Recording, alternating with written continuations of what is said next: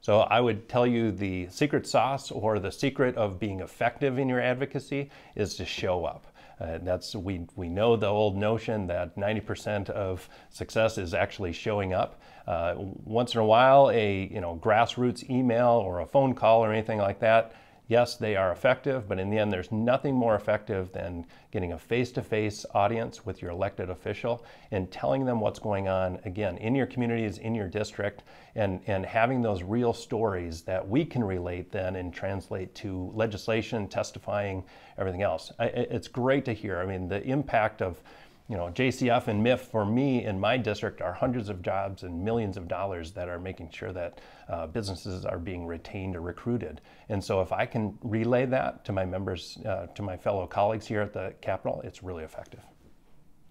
I would say just be yourself and really truly come and be prepared, and don't worry about any kind of script or anything else. Again, you can translate and you can give me a sheet of paper for the facts and data, and that's important, but I want to hear how it's impactful for you individually, and we can tell if it's scripted in a lot of ways. And so just be yourself and come and be comfortable, because again, the Capitol is your Capitol. The Senate office building is your Senate office building, and for me, representing the communities of Plymouth and Minnetonka and Woodland, if you're coming here, I represent you, so be yourself and just let me know how I can serve you. Yeah, one thing that I've learned from meeting with legislators over the years is you'll have a very limited amount of time. They're very busy people. You want to build a personal relationship, but that really can be done outside of their office at the Capitol. They love to come back to the home district and be invited to the waffle breakfast. Most of them are holding town halls. They love to have people from the community populate that. So you meet them where they're at in the community and build a relationship. But when you're in their office or you're prepping for testimony at a hearing, you have to be very succinct. You have to get them the points that are important in front of them.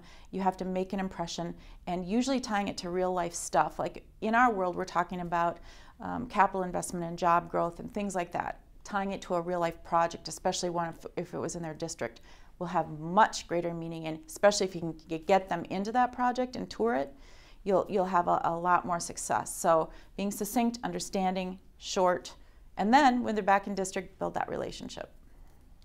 Okay, the number one thing you should do is get a face-to-face meeting with whoever you're trying to get to support the project. We get inundated with emails and letters and on social media, so it's really important to get that face time so that they see who you are and what you're trying to advocate for in your community or area.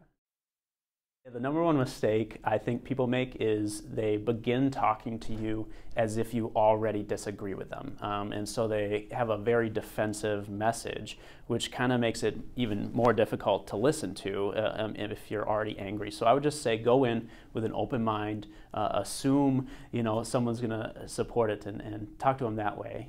Because if you just get angry and defensive early, it's going to hurt your chances. I think a couple of things. One, be respectful of our time.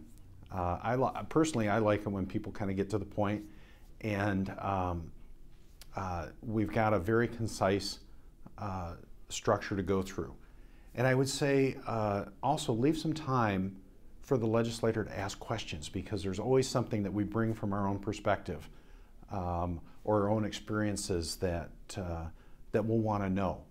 And sometimes when we're talking about the individual advocacy and the local issues, it might help us be better advocates for your role. So allow us some time to ask some questions, because we're not as smart as everybody thinks we are.